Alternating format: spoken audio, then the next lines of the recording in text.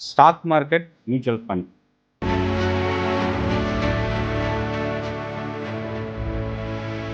ஒரு கிளைண்ட் வந்து எதை சூஸ் பண்ணலாம்? ஆஸ் அ பிகினராக இருக்கும்போது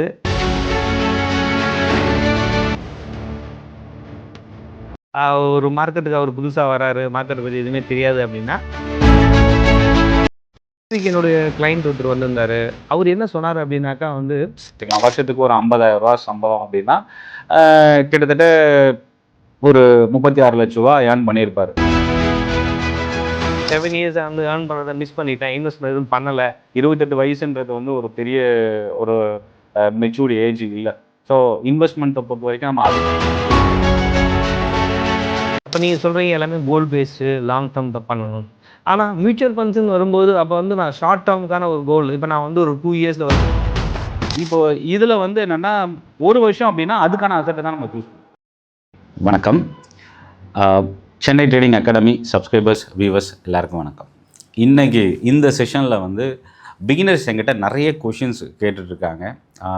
சார், மார்க்கெட்டில் எப்படி என்ட்ரு ஆகிறது, என்ன மாதிரி ஸ்டாக் சூஸ் பண்ணுறது, ட்ரைனிங் எங்கே லேர்ன் பண்ணிக்கிறது, ஆப்ஷன்னா எப்படி கற்றுக்கிறது, இந்த மாதிரி நிறைய கேள்வி. இதுக்கான ஒரு கம்ப்ளீட் ஒரு பாட்காஸ்ட் செஷன் தான் இது. இதில் இந்த செஷனில் நான் மட்டும் இல்லை, என்னோடய ஃப்ரெண்ட், என்னோடய எக்ஸ் கலீக், என்னோட ஒர்க் பண்ணவர் மிஸ்டர் தெய்வசிகாமணி. மியூச்சுவல் ஃபண்ட் அப்படின்னு நம்ம இன்ஸ்டாகிராமில் போட்டால் இன்றைக்கி ரொம்ப பாப்புலரான ஒரு செலிப்ரிட்டின்னு கூட சொல்லலாம். இவரோட எனக்கு வந்து ஒரு லாங் ஜேர்னி இருக்குது. 2007 2008 என்னோட ஒர்க் பண்ணதுக்கப்புறம் இப்போ வரைக்குமே வந்து ஒரு லாங் ரிலேஷன்ஷிப் ஒரே இண்டஸ்ட்ரியில். பட் இன்றைக்கி அவர் இந்த அளவுக்கு மியூச்சுவல் ஃபண்டில் இன்வெஸ்டர்ஸுக்கு வந்து நிறைய சஜஷன்ஸு, ஐடியாஸ் கொடுத்துட்ருக்கிறாரு. ஸோ அவரும் நானும் சேர்ந்து தான் இந்த செஷனை உங்களோட டிஸ்கஸ் பண்ண போகிறோம். இந்த வீடியோவோட மேபி நீங்கள் பார்த்துட்ருக்கீங்க அப்படின்னா உங்களோட கொஷின்ஸையும் நீங்கள் போஸ்ட் பண்ணுங்கள். அடுத்த எபிசோடில் அதை பற்றியும் நம்ம டிஸ்கஸ் பண்ணலாம். வணக்கம் மிஸ்டர் தெய்வசிகாமணி. வணக்கம் சார். உங்களோட இந்த செக்ஷனை வந்து டிஸ்கஷன் பண்ணுறதுக்கு எனக்கு ரொம்ப ஒரு சந்தோஷமான விஷயந்தான். ஏன்னா ரொம்ப நாளைக்கு அப்புறம் வந்து சேம் இண்டஸ்ட்ரியில் தான் இருக்கிறோம். ஸோ மக்களுக்கு நம்ம இந்த டிஸ்கஷன் வந்து ஒரு கண்டிப்பாக ஒரு யூஸ்ஃபுல்லாக இருக்கும். ஏன்னா என்கிட்டவே நிறைய பேர் கேட்டிருக்காங்க. ஸோ மியூச்சுவல் ஃபண்ட்ஸோட டவுட்ஸு, இல்லை ஸ்டாக் மார்க்கெட்டோட டவுட்ஸ் எல்லாமே கேட்டிருக்காங்க. ஸோ நம்ம பண்ண போகிற இந்த டிஸ்கஷன் வந்து அவங்களுக்கு வந்து அவங்களோட கொஷின் எல்லாத்துக்குமான ஒரு ஆன்சராக கண்டிப்பாக இருக்கும்னு நான் நம்புகிறேன். ஆக்சுவலாக இந்த வீடியோ வந்து ஒரு லேர்னிங், ஒரு கம்ப்ளீட் ஒரு எஜுகேஷனல் பர்பஸ்க்கான ஒரு வீடியோ தான். ஸோ அதனால் ஃபஸ்ட்டு விஷயம் என்னென்னா, ஸ்டாக் மார்க்கெட், மியூச்சுவல் ஃபண்ட், ஒரு கிளைண்ட் வந்து எதை சூஸ் பண்ணலாம்? ஆஸ் அ பிகினராக இருக்கும்போது ஒரு மார்க்கெட்டுக்கு அவர் புதுசாக வராரு, மார்க்கெட்டை பற்றி எதுவுமே தெரியாது அப்படின்னா, அவர் வந்து மியூச்சுவல் ஃபண்ட்ஸை சூஸ் பண்ணுறது பெட்டர் ஆப்ஷன். ஸோ மார்க்கெட்டை பற்றி கொஞ்சம் நாலேஜ் லேர்ன் பண்ணதுக்கப்புறம் ஸ்லோவாக வந்து அவர் ஸ்டாக் மார்க்கெட்டுக்குள்ளே வரலாம். ஸோ இதுதான் பிகினருக்கு ஆல்வேஸ் வந்து suit for mutual funds sir. So இப்போ இன்னொரு கொஷின் நான் உங்ககிட்ட கேட்கணுன்னா, இப்போ லாஸ்ட் வீக் என்னுடைய கிளைண்ட் ஒருத்தர் வந்திருந்தார். அவர் என்ன சொன்னார் அப்படின்னாக்கா வந்து, எனக்கு வந்து ஏஜ் வந்து ஒரு ஒரு ஒரு 30 ஆகுது. ஆக்சுவலாக வந்து லாஸ்ட் ஒரு 7 இயர்ஸாக நான் ஏர்ன் பண்ணுறேன். ஆனால் இந்த 7 இயர்ஸாக நான் பெருசாக எதுவும் சேவிங்ஸ் இன்வெஸ்ட்மெண்ட் பண்ணலை. ஸோ மினிமம் வந்து ஒரு 1000 ருபீஸ் அந்த மாதிரி தான் இன்வெஸ்ட்மெண்ட் பண்ணிகிட்ருக்கேன். ஸோ நான் வந்து ஒரு பெரிய லேர்னிங்கை வந்து இன்வெஸ்ட்மெண்ட் பண்ணுறதை நான் மிஸ் பண்ணிட்டணும் அப்படின்னு ஃபீல் பண்ணுறேன் அப்படின்னு என்னோடய ஏஜ் வந்து ரொம்ப அதிகமாகிடுச்சு. ஸோ நான் இந்த 7 இயர்ஸை வந்து ஏர்ன் பண்ணுறதை மிஸ் பண்ணிட்டேன், இன்வெஸ்ட்மெண்ட் எதுவும் பண்ணலை அப்படின்ற மாதிரி அவர் கேட்குறாரு. ஸோ இப்போ இது மாதிரி நிறைய பேர் இருக்காங்க, இவர் மட்டும் இல்லை. இது மாதிரி நம்மளோட இன்வெஸ்ட்மெண்ட்டை டிலேவாக ஸ்டார்ட் பண்ணுறது.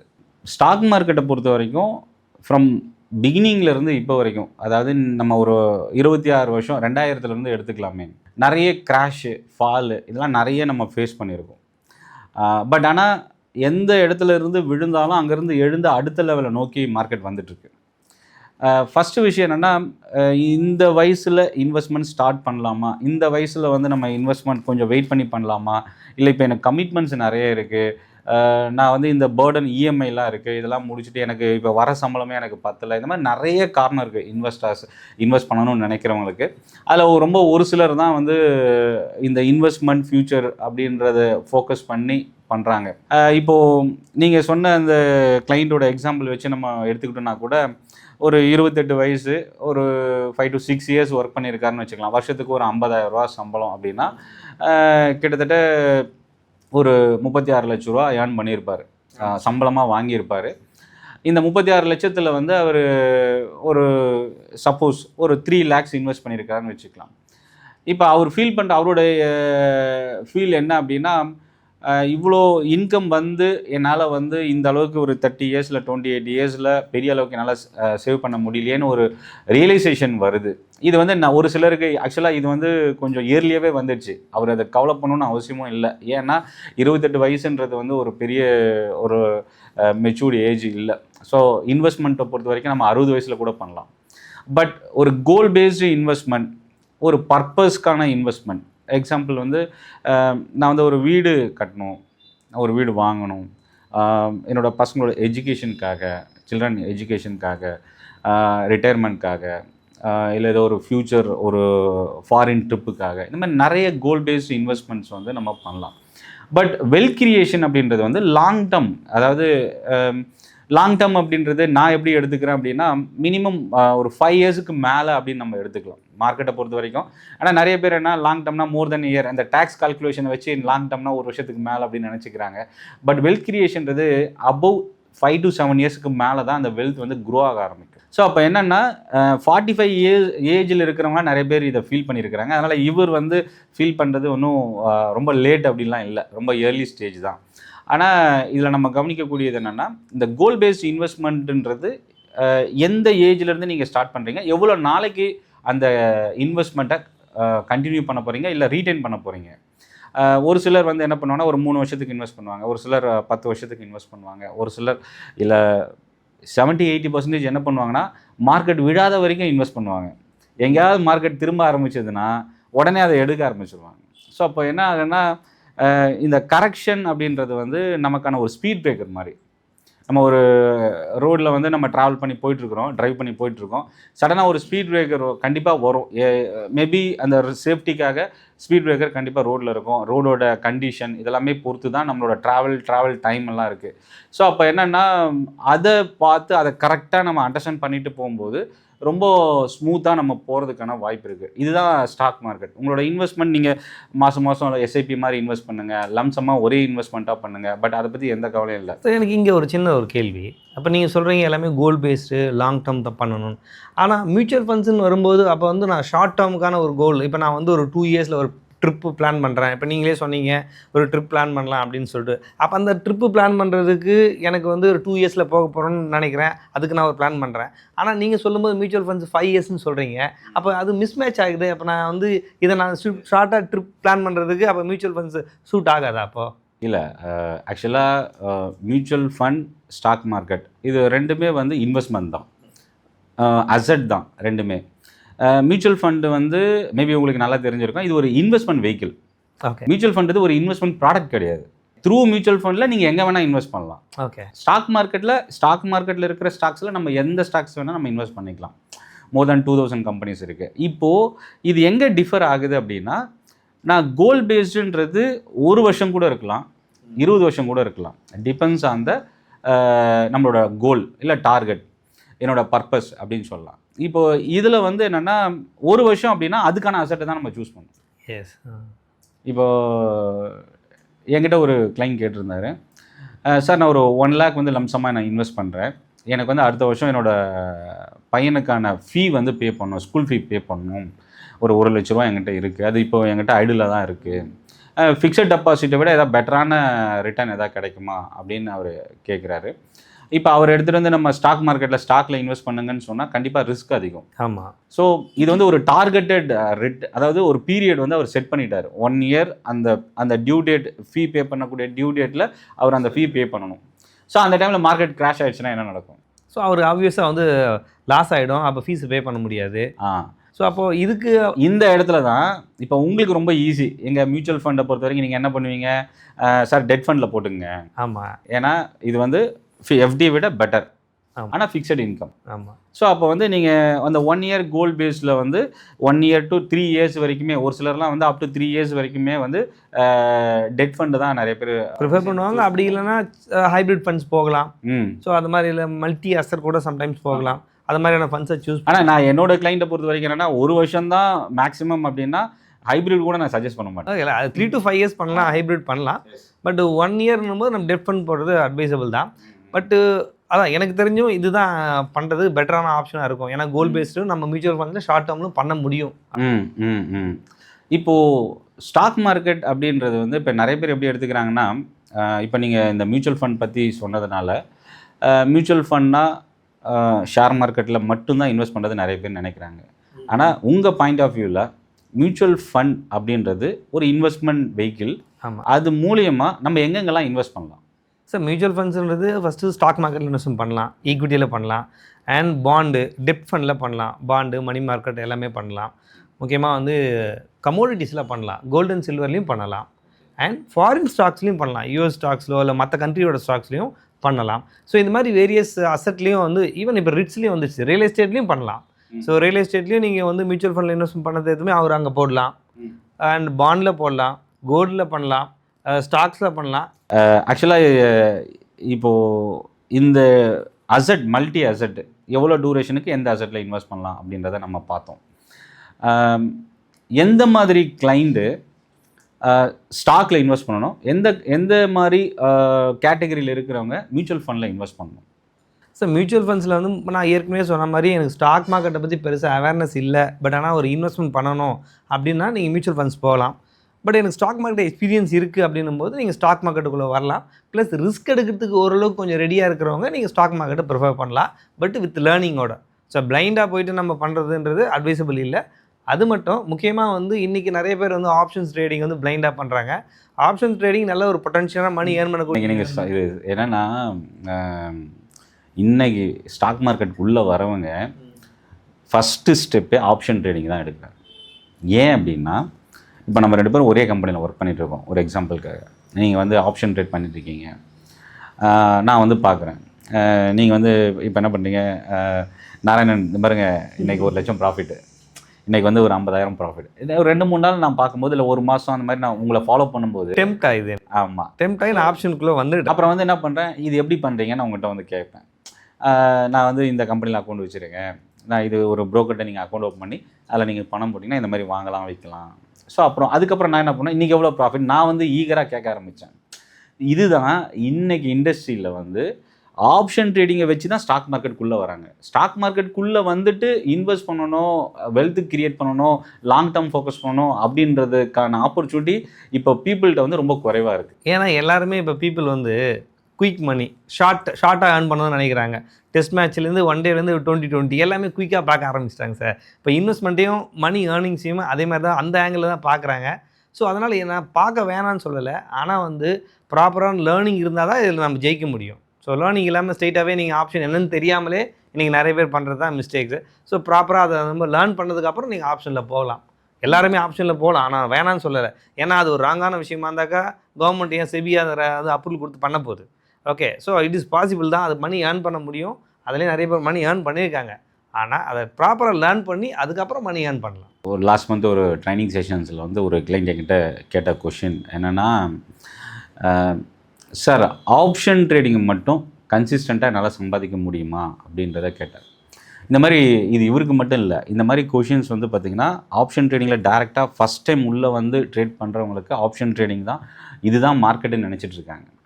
பட் ஆனால் இதில் ஆப்ஷன் ட்ரேடிங்கிறது அது டெரிவேட்டிவ் மார்க்கெட். ஸோ எனக்கு எங்கேயுமே ஒரு கொஷின், இப்போ நானே அந்த கொஷினை கேட்குறேன். இப்போ ஆப்ஷன் ட்ரேடிங் அப்போ பிகினராக வரவங்க வந்து ஆப்ஷனை எடுத்து இதையே ப்ரொஃபஷனலாக பண்ண முடியுமா? உங்கள் ஒப்பீனியன் என்ன? ஏன்னா நீங்கள் நிறைய ஆப்ஷனுக்கான ட்ரைனிங் நீங்கள் எவ்ரி வீக்கு கொண்டு கொடுத்துட்டே இருக்கீங்க. So what about your opinion? ஒருத்தர் வந்து ஒரு கேரியரை சூஸ் பண்ண முடியும் ஆப்ஷன் ட்ரேடிங்கை வச்சு?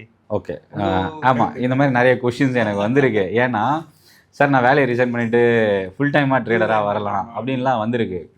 ஆனால் இதில் வந்து என்னென்னா, இது செய்யலாம் செய்யக்கூடாது அப்படின்றது வந்து அவங்களோட இது கான்ஃபிடென்ஸ் லெவல் தான். ஒன்று, எந்த அளவுக்கு அவங்க ப்ராக்டிஸ் பண்ணியிருக்கிறாங்க, லேர்ன் பண்ணியிருக்கிறாங்கன்றதை பொறுத்து தான். இதில் செய்ய வேணான்றதோ செய்யணுன்றதெல்லாம் பிரச்சனை இல்லை. ஆனால் முதல் விஷயம் என்னென்னா, ஸ்டாக் மார்க்கெட்டை நீங்கள் ப்ரைமரி இன்கமாக எடுத்துகிட்டு வரீங்க அப்படின்னா அட்லீஸ்ட் 3 இயர்ஸ் நீங்கள் கன்சிஸ்டண்ட்டாக ப்ராஃபிட் பண்ணியிருக்கீங்களா? சார் அது மாதிரி எனக்கு தெரிஞ்சு பண்ணலையே சார். இல்லை, பீப்புள் யாருமே. இப்போ அதுதான் இப்போ என்னென்னா, அப்போ வந்து நீங்கள் என்ன பண்ணணும்னா, இது ஒரு ப்ராக்டிஸ். இந்த ப்ராக்டிஸில் நீங்கள் ப்ராஃபிட்டை விட சக்ஸஸ் தான். கன்சிஸ்டன்சி வந்து உங்களுக்கு நான் ஒவ்வொரு வருஷமும் கன்சிஸ்டண்ட்டாக சக்ஸஸ் பண்ணியிருக்கேன் அப்படின்னு நீங்கள் வரீங்கன்னா உங்களுக்கே கான்ஃபிடென்ட் வந்துடும். நீங்கள் இதை இன்னொருத்தர்கிட்ட கேட்கணுன்னு அவசியமே இல்லை. நான் என்னோட ப்ரைமரி இன்கம்மை வந்து நான் ஸ்டாப் பண்ணிவிட்டு நான் ஸ்டாக் மார்க்கெட்டை என்னோட ப்ரைமரி இன்கம்மாக நான் மாற்றிக்க முடியுமான்ற கேள்வி நம்ம இன்னொருத்தட்ட போய் கேட்கணுன்ற அவசியம் வராது. ஒன்று. ரெண்டாவது, டெரிவேட்டிவ் மார்க்கெட் பொறுத்த வரைக்கும் இது வந்து எடுத்துகிட்டு வந்ததே இந்த டெரிவேட்டிவ் மார்க்கெட்டோட அப்ஜெக்டிவே ஹெட்ஜிங் தான். மார்க்கெட்டோட அப்ஜெக்டிவ் வந்து ஹெட்ஜிங் தான். ஆனால் இன்றைக்கி வந்து அது அப்படியே புரட்டி இப்போ தலைகீழாக வந்துடுச்சு. டெய்லி ட்ரேட்னாவே ஆப்ஷன்ஸ்னாவே வீக்லி எக்ஸ்பைரி. ஸோ இப்போ ஸ்டாக் மார்க்கெட் அப்படின்னா நிஃப்டி ஆப்ஷன், ஸ்டாக் மார்க்கெட் அப்படின்னா சென்செக்ஸ் ஆப்ஷன். செவ்வாய்க்கிழமை நான் அங்கே போவேன், வியாழக்கிழமை நான் இங்கே வருவேன். ஸோ எனக்கு இங்கே ஒரு ரீசெண்டாக என்னுடைய கிளைண்ட் ஒருத்தர் கேட்டார். ஸோ அவருக்கு அதுக்கான பதிலை மட்டும் நீங்கள் சொல்லுங்கள் உங்கள் எக்ஸ்பீரியன்ஸில். அப்போ அவர் என்ன கேட்டார்னா, அப்போ தான் மார்க்கெட்டுக்குள்ளே வராரு. அவர் பிளைண்டாக நான் வந்து எவ்வளோ சார் இன்வெஸ்ட்மெண்ட் பண்ண முடியும் அப்படின்னு நான் கேட்கும்போது அவர் என்ன சொன்னார், சார் ஒரு 10,000 rupees நான் இன்வெஸ்ட்மெண்ட் பண்ணுறேன். அப்போ நான் உடனே கேட்டேன், ஒட்டபடி ஒரு ரிட்டர்ன் எவ்வளோ வேணும் எதிர்பார்க்குறீங்கன்னா, சார் எனக்கு ஒன்றும் வேணாம் சார், டெய்லி வந்து ஒரு 500 கிடைச்சா போதும் அப்படின்ற மாதிரி தான் சொன்னார். ஸோ அது மாதிரி சாத்தியமா உங்கள் ஒப்பீனியன் என்ன இருக்குது? 500ன்றது டெய்லின்றது இல்லை ஒரு 100 rupees டெய்லி 1 lakhக்கு இல்லை 10,000 ரூபாய்க்கு 10,000 rupeesக்கு நான் அவர் என்ன கேட்குறாருன்னா 100 ரூபாய் கிடைச்சா போதுமே அப்படின்னு கேட்குறாரு ஒரு நாளைக்கு. ஆனால் ஒரு மார்க்கெட்டுக்கு பிகினர். ஓகே, இதுக்கான ஆன்சர் என்னவா இருக்கும்? நீங்கள் சொன்ன கால்குலேஷனில் நான் எடுக்கிறேன். 10,000 ரூபாயில் ஒரு நாளைக்கு 100 rupeesனே வச்சுக்கலாம். 20 நாள் ட்ரேடிங் செஷன் ஒரு மாதத்துக்கு 10,000 வச்சு 2,000 பர் மந்த்து. கரெக்டாக 2,000 நம்ம ஏர்ன் பண்ணுறோம். அதுதான் அவர் கேட்டார். 10 மாதத்தில் இல்லை 1 இயரில் நமக்கு அப்ராக்சிமேட்டாக எவ்வளோ வரும்? 10,000 ரூபா போட்டு 2,000 அப்படின்னும்போது இன்ட்டு 12 24,000 வரும். 24,000 அவருடைய கால்குலேஷன் படி 24,000. அவரோட எக்ஸ்பெக்டேஷன் வந்து 10,000 ரூபாய்க்கு 100 ரூபான்றது ரொம்ப குறைவான அமௌண்ட்டு தான். ஆமாம் சார், கண்டிப்பாக குறைவாக. ஆமாம், அவர் தான் கேட்குறாரு. அது வந்து ஒரு நாளைக்கு அப்படின்றது அங்கே தான் பிரச்சனையே. ஸோ அப்போ என்னென்னா ஒரு வருஷத்துக்கு 10,000 ரூபா போட்டு 24,000 ப்ராஃபிட்ன்றது 240% ரிட்டர்ன். 240% ரிட்டனுக்காக நீங்கள் ரிஸ்க் எடுக்கிறீங்கன்னா அப்போ உங்களோட ரிஸ்க் வந்து ரொம்ப ஹையர் ரிஸ்க்கு. ஸோ அப்போ அந்த டெரிவேட்டிவ் மார்க்கெட்டில் இந்த அளவுக்கு நீங்கள் ரிஸ்க் எடுக்கிறீங்கன்னா கண்டிப்பாக உங்கள் பணம் 0 ஆகிறதுக்கும் வாய்ப்பு இருக்குது. எனக்கு இந்த 10,000 ரூபா போனாலும் பரவாயில்லன்னா ரிஸ்க் எடுக்கலாம். இல்லை அவருடைய இதில் இன்னொரு பிரச்சனை என்னன்னு கேளுங்க. இதில் இன்னொரு பிரச்சனை என்னன்னா 10,000 ரூபா நான் ஃபுல்லாகவே ரிஸ்க் எடுத்துக்கிறேன் சார் அப்படின்னு கூட சொன்னாலுமே கன்சிஸ்டன்சி உங்களால் பண்ண முடியாது. கன்சிஸ்டன்சி தான் இங்கே மார்க்கெட்டில் நீங்கள் சர்வைவ் ஆகிறதுக்கான ஃபஸ்ட்டு டூலு. அதுலேயே நீங்கள் ஃபெயில் ஆகிட்டிங்கன்னா நீங்கள் 10,000 இல்லை 10 லட்சம் போட்டாலும் உங்களால் சர்வை பண்ண முடியாது. ஸோ இதுதான் பிரச்சனை. ஸோ அப்போ என்னென்னா நார்மலாக ஒரு ரிசர்ச் ஒரு இது என்ன ரிப்போர்ட் என்ன சொல்கிறாங்க அப்படின்னா, நான் லாஸ்ட் வீக் ஒரு ஆர்டிக்கல் பார்த்தேன் டெரிவேட்டிவ் மார்க்கெட் பற்றி. ஆக்சுவலாக அது யூஎஸோட ஒரு ஆர்டிக்கல். அதில் என்ன சொல்கிறாங்கன்னா, ஆப்ஷன் ட்ரேடிங்கில் மந்த்லி எல்லா சார்ஜஸும் போக 2 to 3% will be we can make கன்சிஸ்டண்ட்டாக பண்ண முடியும். இதுதான் நாமினல் ரிட்டர்ன் அப்படின்றத சொல்கிறாங்க. ஆக்சுவலாக 2 to 3%ன்றது மை ஒப்பீனியன், என்னுடைய எக்ஸ்பீரியன்ஸில் குட் ரிட்டர்ன். ஏன்னாக்கா அது வந்து 24 to 30%, 36. ஸோ நான் இது எனக்கு புரியுது, ஆனால் அவருக்கு புரியல. நான் ஜென்ரலாகவே அவங்கக்கிட்டலாம் என்ன சொல்லுவேன் அப்படின்னாக்க, என்னுடைய ஆங்கிலேருந்து பெரிய பெரிய ரிலையன்ஸ், எல்என்டி இந்த மாதிரியான கம்பெனியை வருஷத்துக்கு எவ்வளோ பர்சன்டேஜ் ஜென்ரேட் பண்ணுறாங்க, அரௌண்ட் வந்து 15 to 20 கிட்ட பண்ணால் பெரிய திங்காக இருக்குது. ஸோ அப்படி இருக்கும்போது அவரோட கேட்டது என்னன்னா, அவர் கேட்க இதை விட டெரிவேட்டிவ் மார்க்கெட்டில் வந்து ஆப்ஷனில் வந்து பெட்டராக இருக்குன்றீங்க. எஸ், கண்டிப்பாக. அதில் என்ன பிரச்சனை இருக்குன்னு நான் சொல்கிறேன். என்ன பிரச்சனை இருக்குது அப்படின்னா, டெரிவேட்டிவ் மார்க்கெட் 9:15 மூன்றரை வரைக்கும் நீங்கள் மார்க்கெட்டில் உட்காந்து வாட்ச் பண்ணணும். ஒன்று. ரெண்டாவது, இன்வெஸ்ட்மெண்ட்டுன்னு போகும்போது ஃபாஸ்ட் ஒரு 20 years ரிட்டர்ன் எடுத்துக்கிட்டிங்கன்னா, நிஃப்டி பெஞ்ச் மார்க்கே எடுத்தால் ஆவரேஜாக ஒரு 15% ரிட்டர்ன் கொடுத்துருக்குன்னு வச்சுக்கலாம். 13 to 15%. நான் ஆப்ஷனுக்கு எவ்வளோ சொன்னேன், 24% வச்சுக்கலாம். 24% ரொம்ப பேர் மினிமம். 24% ஆப்ஷன் ட்ரேடிங்கில் ஒரு வருஷத்துக்கு கிடைக்குது அப்படின்னா, இங்கே உங்களுக்கு ரிட்டர்ன் வந்து பார்த்தீங்கன்னா மார்க்கெட் ரிட்டர்ன், இன்வெஸ்ட்மெண்ட் ரிட்டர்ன் வந்து ஒரு 15%. இப்போ இது ரெண்டுத்துக்கும் இருக்கிற கேப் அப்ராக்சிமேட்டாக ஒரு 10 to 15% வச்சுக்கலாம். ஆப்ஷன் ட்ரேட் பண்ணுறதுக்கும் இன்வெஸ்ட்மெண்ட் பண்ணுறதுக்கும். இன்வெஸ்ட்மெண்ட்டில் என்ன அட்வான்டேஜ் இருக்குது? இது ஒரு அசட்டு, எனக்கு டேக்ஸ் எக்ஸம்ஷன் இருக்குது. அதில் இதை தாண்டி எனக்கு டெய்லி உட்காந்து மார்க்கெட்டை வாட்ச் பண்ணணும்னு அவசியம் இல்லை. ரிஸ்க்கு ரொம்ப ரொம்ப குறைவு. அப்போ அந்த 10% எக்ஸ்ட்ரா நீங்கள் ரிட்டர்ன் பார்க்குறது உங்களோட டைம் வந்து நீங்கள் ரொம்ப யூஸ் பண்ணுறோம். ஏன்னா 9:15 3 வரைக்கும் மார்க்கெட்டில் இருக்கணும். இதே உங்களுக்கு ப்ரைமரி இன்கம் வேறு ஒர்க் பண்ணுறீங்க இல்லை பிஸ்னஸ் பண்ணுறீங்கன்னா உங்களால் அதை ஃபோக்கஸ் பண்ண முடியாது. இப்போ நீங்கள் சொன்னதை வச்சு தான் நான் சொல்கிறேன், அந்த 24% வேணும்னா அதுக்கேற்ற ரிஸ்க் எடுக்க ரெடியாக இருந்தால் தான் அதுக்கே நம்ம போகணும். இல்லைன்னா வந்து அமைதியாக நம்ம வந்து ஈக்விட்டி சைட்லையோ இல்லைனா மியூச்சுவல் ஃபண்ட் சைட்லையோ பெட்ரு. இன்றைக்கி வரக்கூடிய பீப்புள் எல்லாருமே எனக்கு ரிஸ்க்லாம் கேட்டால் நோ எனக்கு ரிஸ்க்கே வேண்டாம், ஆனால் ப்ராஃபிட் மட்டும் வேணும் அப்படின்னு தான் கேட்குறாங்க. ஸோ அது மாதிரியான ப்ராடக்ட் எல்லாம் இருக்கா? இதில் நிறைய அதான் ரிஸ்க் இல்லாத ரிட்டர்ன் இல்லை அப்ரிசியேஷன் அப்படின்றது ஒரு ப்ராடக்ட் கிடையாது ஒன்று. ரெண்டாவது கேரண்டீடு இன்வெஸ்ட்மெண்ட்டுன்றது இந்த உலகத்திலேயே கிடையாது. இந்த இன்சூரன்ஸ் பாலிசிஸ்லாம் வந்து கேரண்டி ரிட்டர்ன் போட்டு பேம்ப்ளெட் போட்டு கொடுக்குறாங்க. இல்லை, கேரண்டீடுன்றதுக்கான முதலீட்டுக்கு இந்த உலகத்திலேயே எங்கேயும் கிடையாது. அதனால் நம்ம இப்போ நீங்கள் ஒரு பேங்க்கில் எஃப்டி வைக்கிறீங்க, பாண்டில் இன்வெஸ்ட் பண்ணுறீங்க, சர்டன் ரிஸ்க் இருக்குது. ஸோ நீங்கள் உங்களோட ரிட்டர்ன் என்னன்றதை நீங்கள் டிசைட் பண்ணிவிட்டு அதுக்கான ரிஸ்க் எடுக்கணுன்றதை விட உங்கள் ரிஸ்க் என்னன்றதை ஃபஸ்ட்டு டிசைட் பண்ணிவிட்டு அதுக்கான ரிட்டர்ன் உங்களுக்கு நீங்கள் ஃபோக்கஸ் பண்ணணும். இது வந்து வேலிட் பாயிண்ட் சார். ஆக்சுவலாக வந்து நம்ம ரிஸ்க்கை பார்த்துட்டு தான் அதுக்கப்புறம் ரிட்டர்னை நம்ம சூஸ் பண்ணோம் அப்படின்னாக்கா அது ப்ராடக்ட் நமக்கு கிடைக்கும், நம்மளோட இன்வெஸ்ட்மெண்ட் ஜேர்னி வந்து ஸ்மூத்தாக போகும். ஆமாம். பட் ஆனால் நீங்கள் எல்லாமே உல்ட்டாவாக தானே பார்க்குறாங்க ஆக்சுவலாக. இன்றைக்கி என்ன ஆயிடுச்சுன்னா, வீக்லி ஆப்ஷன்ஸ் எப்போ வந்ததோ அதிலிருந்து பார்த்தீங்கன்னா எல்லாரோட அட்ராக்ஷனும் அங்கே தான் போகுது. குயிக் மணி. ஆமாம். ஏன்னா ஒரு 10,000 ரூபா 6,000 ரூபா 5,000 ரூபா இருந்தாவே நம்ம வந்து ஒரு கான்ட்ராக்டை பர்ச்சேஸ் பண்ணிடலாம். ஒரு இப்போ நீங்கள் நம்ம சொல்கிறோம்ல, மாதத்துக்கு 2 to 3% ஒரு நாமினல் ரிட்டர்ன் வந்து கன்சிஸ்டன்சி வந்து மெயின்டைன் பண்ணுறதுக்கு வாய்ப்பு இருக்குது டெரிவேட்டிவ் மார்க்கெட்டில் நம்ம சொல்கிறோம்ல. ஆனால் சார் நீங்கள் என்ன சார் சொல்கிறது, நான் இப்போ வாங்கி ஒரு 10 நிமிஷத்தில் நான் செல் பண்ணாவே எனக்கு 10,000 ரூபாய்க்கு 5,000 ரூபா ப்ராஃபிட் கிடைக்கும் சார் அப்படின்னு சொல்லுவாங்க. கன்சிஸ்டண்ட்டாக உங்களால் பண்ண முடியுமா? வருஷம் உங்களால் சக்ஸஸ் பண்ண முடியுமான்றது தான் இதில் நமக்கு பிரச்சனையே. நிறைய பேரால் அது பண்ண முடியல தான். ஸோ அதனால தான் செபியோட டேட்டாவே என்ன நமக்கு ப்ரூவ் பண்ணுது அப்படின்னா 90% மேலே வந்து டெரிவேட்டிவ் மார்க்கெட்டில் ரீட்டைல் லாஸ் பண்ணுற சைடில் வந்து லாஸ் பண்ணுறாங்க அப்படின்னு. அதுக்கு முக்கியமான காரணம் entry, exit, profit and loss இது எல்லாருக்குமே தெரியும். நம்ம ப்ராஃபிட்டுக்காக தான் ஆப்ஷன்ஸ் வந்து என்ட்ரி போகிறோம். குறைவான அமௌண்ட்டு தேவைப்படும். ஏன்னா வீக்லி ஆப்ஷன்ஸ்னால குறைவான அமௌண்ட்டோட தான் நம்ம உள்ளே போகிறோம். எக்ஸிட் ஆகும்போது ப்ராஃபிட்டோ இல்லை லாஸோ முடிச்சுட்டு வெளியில் வரும். அப்போது ஒரு பிகினராக இருந்தால் கூட ஒரு என்ட்ரி போனால் கூட கண்டிப்பாக மார்க்கெட்டை பற்றி நல்லா தெரிஞ்சிருக்கும். ஏன்னா இது எதனால் லாஸ் வந்துச்சு, நம்ம என்ன தப்பு பண்ணணும்னு கண்டிப்பாக தெரியும். ஆனால் அதை அவங்க ரிப்பீட் பண்ணுறாங்க. இப்போ பிரச்சனை என்னென்னா, மார்க்கெட் முக்கியமாக டெரிவேட்டிவில் ஒரு கான்ஃபிடென்ஸ் கொடுத்துரும். என்ன கான்ஃபிடென்ஸ் கொடுக்குன்னா, நீங்கள் ஒரே ஒரு முறை ப்ராஃபிட் பார்த்துட்டிங்கன்னு வச்சுங்களேன், அதுக்கப்புறம் நீங்கள் 10 லாஸ் பார்த்தாலும் மறுபடியும் சம்பாதிச்சிட முடியுன்ற ஒரு நம்பிக்கை கொடுக்கும். அதுதான் அடுத்தடுத்து நம்மளை தவறு செய்ய வைக்கிறதுக்கான ஒரு ரீசன். ஸோ அப்போது ஒரு டிசிப்ளின் அப்படின்றது எங்கன்னா, உங்கள்கிட்ட ஒரு இன்வெஸ்ட்மெண்ட் பேக்கப் இருக்கணும். நீங்கள் வந்து ஒரு 1 லட்ச ரூபாய்க்கு இன்வெஸ்ட் பண்ணியிருக்கீங்க, 2 லட்ச ரூபாய்க்கு இன்வெஸ்ட்மெண்ட் வச்சுருக்கீங்க, அதில் ஒரு 10% எடுத்து நீங்கள் ஆப்ஷன்ஸ் பண்ணுறீங்க. அப்போது அந்த 10% உங்களுக்கு லூஸ் பண்ணால் கூட உங்களோட இன்வெஸ்ட்மெண்ட்டில் வந்து நீங்கள் ஹெட்ஜ் பண்ணியிருக்கீங்கன்னு கூட வச்சுக்கலாம். ஒரு எக்ஸாம்பிளுக்காக சொல்கிறேன். ஸோ அந்த ரிட்டர்ன் வந்து உங்களுக்கு சேஃப்கார்ட் பண்ணும். இதுவே பரவாயில்ல. என்கிட்ட கிளைண்ட்டுங்கெல்லாம் கேட்குறது என்னன்னாக்கா, சார் எனக்கு கிரெடிட் கார்டோட டியூ வந்து அடுத்த 20 டேஸில் இருக்குது, ஒரு 1 lakh rupees இருக்குது, அதை நான் ரொட்டேஷன் பண்ணுறதுக்கு இப்போ இன்வெஸ்ட்மெண்ட் பண்ணி அதிலேருந்து என்ன ரிட்டர்ன் எடுக்க முடியுமா அப்படின்ற அது மாதிரி தான் மணியோடு தான் உள்ளே வராங்க. இப்போ நீங்களாவது என்ன சொல்கிறீங்க, ஒரு போர்ஷன் எடுத்து வச்சுட்டு வராங்கன்னு, அப்படிலாம் யாருமே இல்லை. கடன் வாங்கி மார்க்கெட்டில் போடுறாங்க. கான்செப்ட் ஜென்ரலாக சொல்லணும்னா அது லோனாக இருக்கட்டும் இல்லை கிரெடிட் கார்டாக இருக்கட்டும். இப்போ இது என்ன ஆகும், கடன் வாங்கி மார்க்கெட்டுக்குள்ளே போடும்போது அவங்களுக்கு ஒரு கான்ஃபிடென்ட் இருக்குது, நம்ம இந்த பணத்தை எடுத்துகிட்டு உள்ளே போனால் கண்டிப்பாக நம்மளால் சம்பாதிக்க முடியுன்ற அதுதான் அவங்க இந்த ஸ்டெப் எடுக்க வைக்குது. நான் லோன் வாங்குகிறேன், நான் கிரெடிட் கார்டை வந்து ஸ்வைப் பண்ணி அந்த பணத்தை எடுத்து வைக்கிறேன். இப்போ லோன் வாங்கினீங்கன்னா உங்களுக்கு ஒரு இன்ட்ரெஸ்ட் பே பண்ணணும். ஒரு அப்ராக்சிமேட்டாக ஒரு 10% வச்சுக்கலாம். லோன் ரீபேமெண்ட் எல்லாத்தையும் சேர்த்து ஒரு எக்ஸாம்பிளுக்காக. அதே மாதிரி கிரெடிட் கார்டில் இன்னும் கொஞ்சம் வட்டி கூட அதிகம். மேபி நீங்கள் ஃபுல் அமௌண்ட்டை ரீபே பண்ணால் கூட அது நமக்கு நிறைய சிக்கல்லாம் இருக்குது. ஏன்னா நீங்கள் அதை பணமாக எடுத்துகிட்டு வர்றதுக்கு 2-3% இன்றைக்கி இருக்கிறது.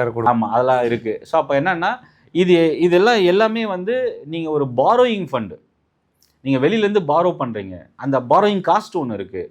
அந்த காஸ்ட்டை பே பண்ணி நம்ம இங்கே பண்ணும்போது கண்டிப்பாக நீங்கள் ப்ராஃபிட் வந்துட்டால் எந்த பிரச்சனையுமே இல்லை. ஏன்னா மார்க்கெட்டில் வந்து ரிட்டர்ன் வரும்போது கண்டிப்பாக நீங்கள் எதிர்பார்க்குற அளவுக்கோ அட்லீஸ்ட் நீங்கள் ஒரு மினிமம் ரிட்டர்னாவது நீங்கள் எடுத்துடலாம். ஸோ சக்ஸஸ் ஆகும்போது இதில் பிரச்சனையே வராது. ஃபெயில் ஆகும்போது என்ன பிரச்சனை வரும்னா, இந்த பாரோ வெளியிலேருந்து வாங்கின ஃபண்டுக்கு நம்ம ரீபே பண்ணணும். அது எங்கேருந்து ரீபே பண்ணுவீங்க, உங்கள் ப்ரைமரி சோர்ஸ்லேருந்து தான் நீங்கள் அதை எடுத்து கொடுக்கணும். பணத்தை நீங்கள் இங்கே லூஸ் பண்ணிட்டீங்க, எங்கள் ஸ்டாக் மார்க்கெட்டில், அங்கேருந்து எடுத்து கொடுக்க முடியாது. இப்போ இந்த இடத்துல வந்து என்ன ஆகும் அப்படின்னா, என்னோடய சொந்த பணத்தை போட்டு லாஸ் பண்ணால் கூட எனக்கு வந்து ஒரு லேர்னிங் கிடைக்கும், ஒரு எக்ஸ்பீரியன்ஸ் கிடைக்கும். நான் என்ன தப்பு பண்ணேன், ஸோ இதை நம்ம மறுபடியும் பண்ணலாமா, இல்லை இந்த பணத்தை இதுக்கு மேலே ரிஸ்க் எடுக்க வேண்டாமான்றது எனக்கு ஒரு ரியலைசேஷன் கிடைக்கும். பாரோயிங் ஃபண்டு வாங்கி பண்ணும்போது என்ன ஆகுன்னா, அந்த கடன் அடைக்கிறதுக்கு இன்னொரு கடன் வாங்குறது. ஸோ அப்போ என்னென்னா ஃபினான்ஷியலாக ஒரு க்ரைசிஸில் வந்து அவங்க வந்து தள்ளப்படுறாங்க. இன்றைக்கி இதுதான் ஆக்சுவலாக வந்து இந்த சின்ன ட்ரேடர்ஸு 10,000, 50,000, 1 லட்சம், 2 லட்சம் போட்டு பண்ணுறாங்க இல்லைங்களா, ஒரு ஷார்ட் பீரியடில் ஃப்ரெண்டுக்கிட்ட இருந்து வாங்கி பண்ணுறது. இப்போ நான் பிகினிங்கில் சொன்னேன் பார்த்தீங்களா, ஸ்கூல் ஃபீஸு வந்து இன்னும் ஒரு 4 மாதம் கழிச்சு கட்டினா கூட இந்த ஃபண்டை உள்ளே எடுத்துகிட்டு வந்து நம்ம யூஸ் பண்ணக்கூடாது அப்படின்னு இல்லை, அந்த நினைப்பட தான் சார் எல்லாருமே உள்ளே வராங்க. அப்போது இது மாதிரியான பீப்புளுக்கான உங்களுக்கான அட்வைஸ் என்ன சார் நீங்கள் கொடுக்குறீங்க? இப்போ இந்த மாதிரியான நிறைய பேர் என்கிட்ட கேட்குறது அதுதான். ஸோ ஒரு சின்ன ரொட்டேஷனுக்கு ஒரு பணம் இருக்குது, இல்லைனா வந்து எனக்கு வந்து ப்ரெஷர் அதிகமாக இருக்குது, நான் வந்து பாரோ பண்ணி நான் வந்து பண்ணலாமா, இல்லைனா வந்து நான் ஒரு ஜுவல்லை வந்து ப்ளெட்ஜ் பண்ணி நான் பண்ணலாமா, எனக்கு தேவை வந்து மந்த்லி கமிட்மெண்ட்டு என்னோடய சேலரியோட அதிகமாக இருக்குது, இதுக்கெல்லாம் நான் ஸ்டாக் மார்க்கெட்டுக்குள்ளே வரலாமா அப்படின்றவங்களுக்கான எங்கிட்ட நிறைய பேர் கேட்குறாங்க.